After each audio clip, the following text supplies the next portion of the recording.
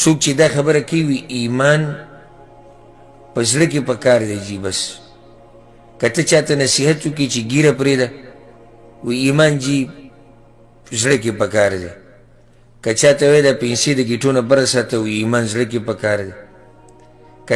زنانه ته وایي چې پرده کوه نو اصل پرده د زړه پکار دی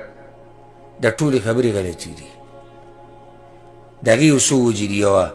اوس لږ ساعت مخکې موږ د صحیح مسلم حدیث ووایي چې الله ستاسو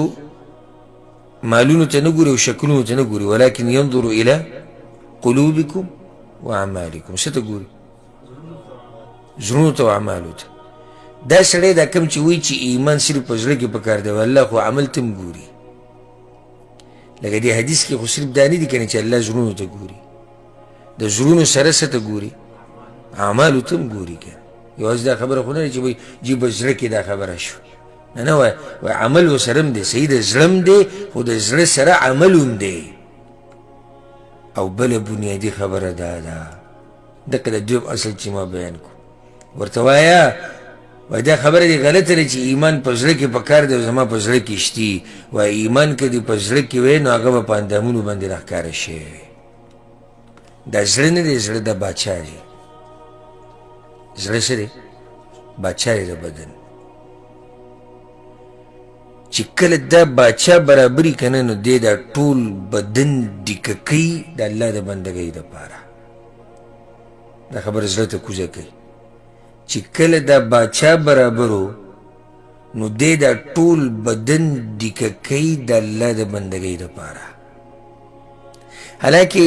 د دې ټول بدن په مقابله کې ډېر وړوکی دی ځکه چې بدن خو ډېر غټ دی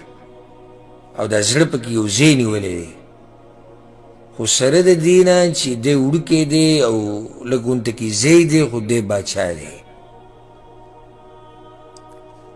چې په دې زړه کې د ایمان وي که نه ایمان او د الله سره محبت یو اخلاص او د الله رضا لټولي نو هم د دقې د لاسه ته په توره تیاره کې سهار مانځه د راپاسې په ژمي کې روانې په خټو کې روانې په باران کې روانې په زلزله کې روانې په هر څه چې ته روانې جومات ته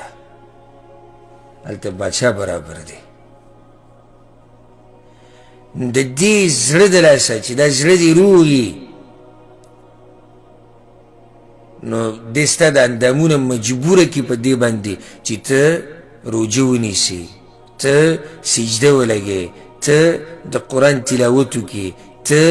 ګیره پرېږدې ته دا پیسې د ګیټو نه بره وساتې دا زړه به دې مجبوره کوي وایه په دې باندې د زنانه ته وایه چې ته به پرده کې دا زړه به دې بیا مجبوره کوي په دې چې ته به رښتیا وایې دا زړه به دې په دې مجبوره کوي چې ته به درسونو ته کښېنې ته به علم کې ته به جهاد کې ته به اذکار وایې ته به مونځ کې ته به زکات ورکې ته به حج کې ته به عمره کې د ټول هر څه الی چې کله دننه دا باچا برابر شي او چې دا زړه برابر شي نو څه وشي اندام برابر شي نو وایي دا څنګه ایمان دی چې په زړه کې دننه دی او بهر نه ښکاري دا خو نه منو خبره